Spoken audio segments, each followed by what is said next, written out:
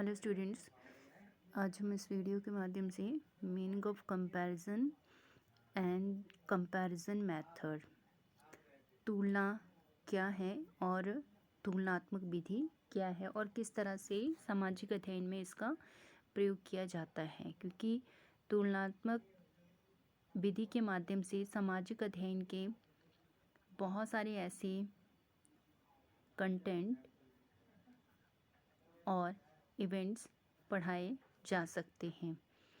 तुलना किन्हीं भी दो वस्तुओं के गुणों और अवगुणों के आधार पर की जाती है। तुलनात्मक विधि के माध्यम से हम अनेक विषयों में तुलना करके किसी एक विषय के महत्व के बारे में बताते हैं। तुलनात्मक विधि विशेष रूप से उच्च कक्षाओं में बहुत उपयोगी होती है। इसमें समय रेखाओं में विभिन्न देशों में होने वाली घटनाओं को साथ साथ रखा जाता है ताकि उसकी आपस में तुलना की जा सके। In comparative timelines, events happening in different countries are placed side by side so that one may be compared with the other.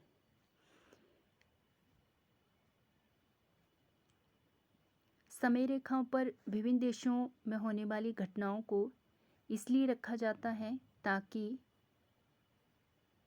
उनमें आपस में तुलना की जा सके कि कौन से समय में घटना हुई है।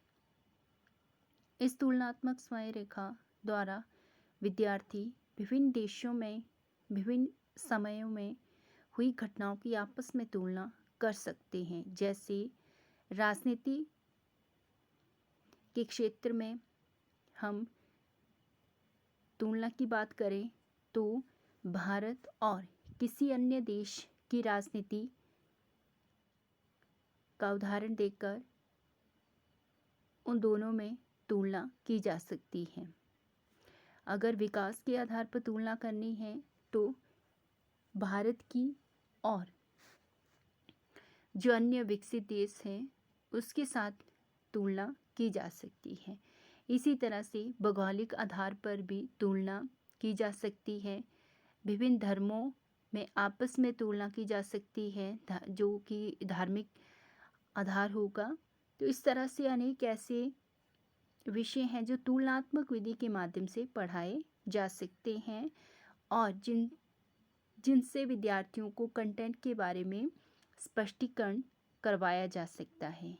एक देश की घटनाओं का प्रभाव दूसरे देश पर क्या होता है, यह जानने के लिए समय रेखाओं का अध्ययन तुलनात्मक पद्धति से किया जाता है।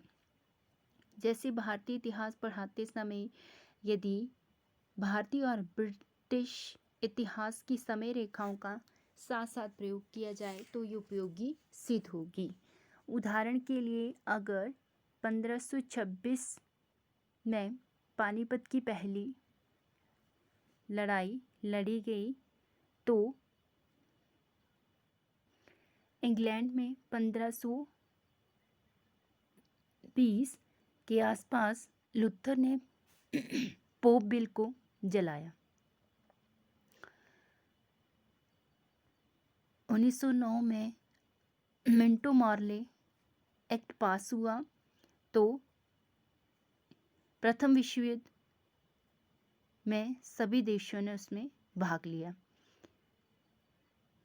उसी तरह से द्वितीय विश्व युद्ध शुरू हुआ तो भारत में महात्मा गांधी के द्वारा भारत छोड़ो आंदोलन चलाया गया।